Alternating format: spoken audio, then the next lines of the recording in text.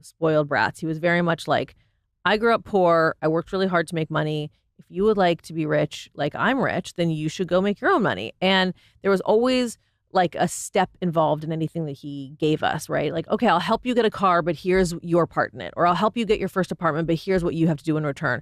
It wasn't like everything is handed over. So we always still carried like a weight of responsibility and guilt around anything that we were given. And it just kind of pushed us to be as independent as we could as early as we could. Well, we were also told very early on, there's no like trust fund. You know, you see a lot of these LA kids who, you know, I'm not judging, but who are raised with wealthy parents and they know they're coming into money, right? And there's something about knowing you're coming into money that I can't see where any kind of drive or ambition can come from. So we were told very early on, just so you are aware, you are not coming into anything.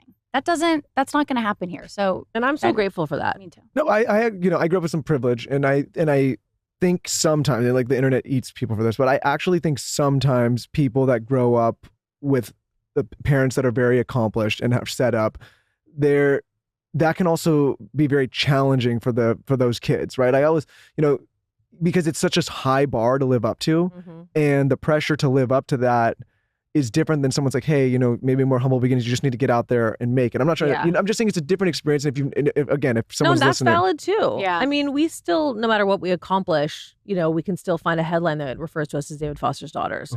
And he'll have nothing to do with the accomplishment that we've created for ourselves on like a TV show, or, you can't get a TV writing job because your dad is David Foster. Like there's no connection there. But to a lot of people, it's easier for me than it is for someone who just moved here from Ohio. And that might be true. You still have to prove yourself though.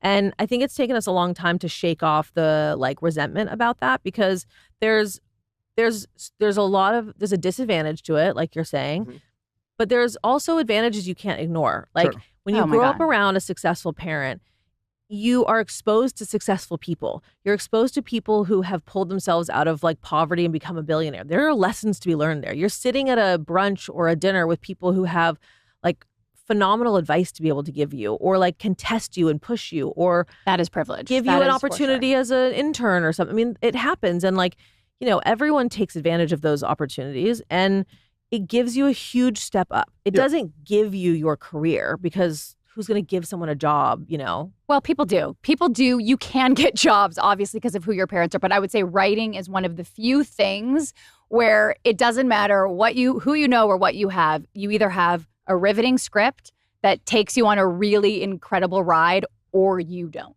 Yeah. Yeah, no, and I guess, we've had people who have very accomplished, well-known parents on this show, and in a weird way, like nobody's going to shed any tears for them, right? Yeah. The same, nobody's shedding any tears for you. And we wouldn't want them to. Like, course, you can't deny you can't deny Erin always talks about inroads. You can't. It's really, I think, embarrassing when people are like act oblivious to their privilege. Like we sit here going, we are so grateful and very aware of our privilege. I guess what I'm saying though is it's like it could be a lot of pressure to live up to that kind of bar. Yeah. Because it's I think if we were in the music business, right? I think if we wanted to go into the music business, if we wanted to be singers, that's a different, that would, I think that would be different. There's a law in 48 Laws of Power. There's a law in 48 Laws of Power. I don't even know what that is. Robert Greene, my favorite writer, 48 Laws of Power.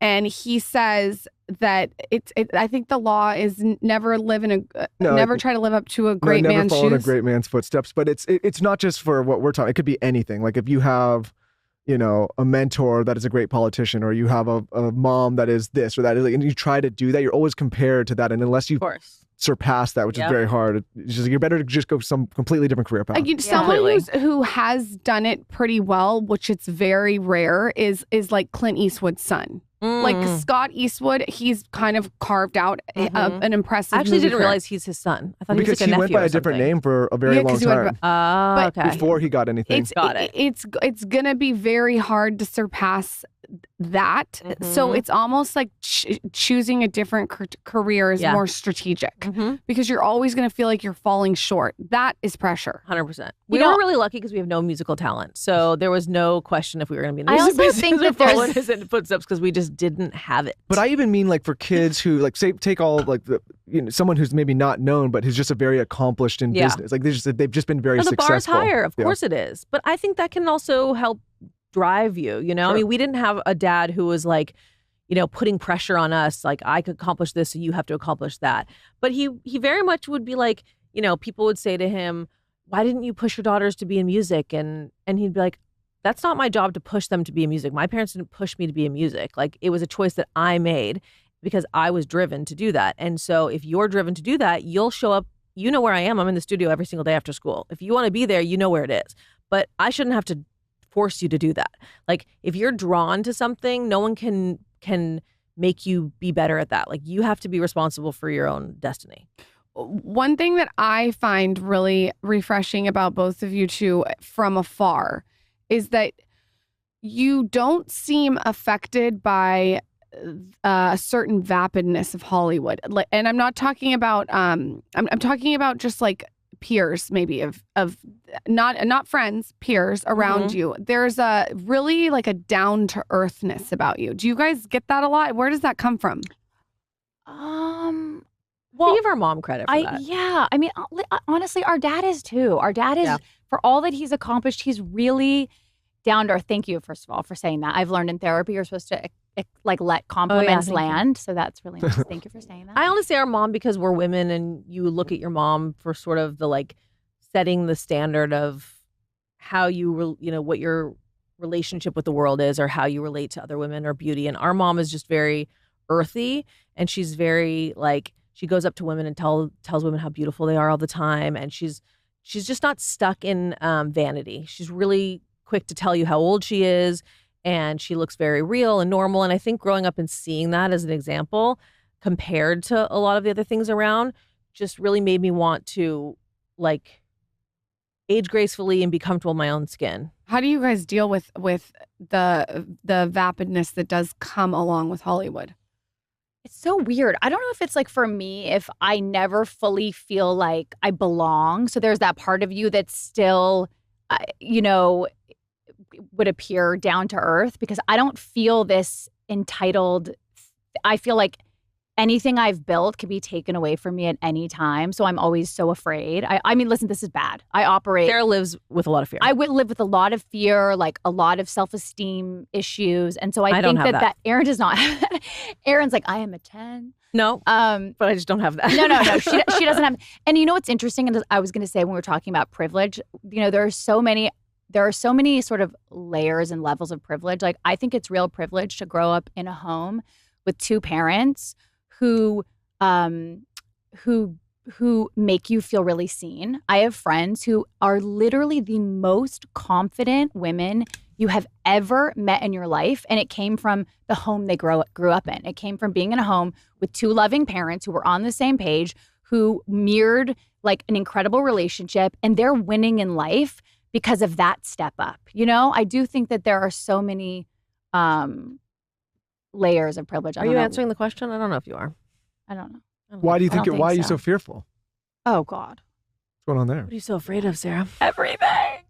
No, listen, I think that I have a lot of guilt about my privilege. I think I have a lot of guilt about the opportunities we've been given. I think I feel guilt around, I don't know. I'm just always afraid things are going to be taken.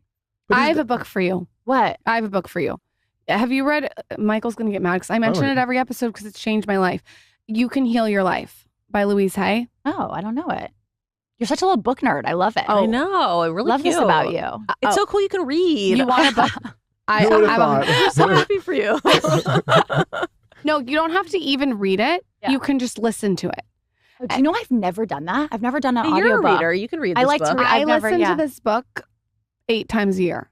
Really? Interesting. Just everything you're saying is this. It will teach you how to completely flip everything you just said. Mm-hmm. Sarah lives in fear there's not enough of something, right? That she always thinks like, I'm not gonna make enough money, or there's something that's not enough. And I just always, for some reason, think there's enough. But that goes back to our child. That goes back to I was paying attention to things that she wasn't paying attention to. Because you were older. Yeah. So I was paying attention to my mom always being like, oh God, like, I don't know if I can pay for this, or I don't know if, always fearful around those things. I had this conversation with my mother the other day because I have 2 younger siblings.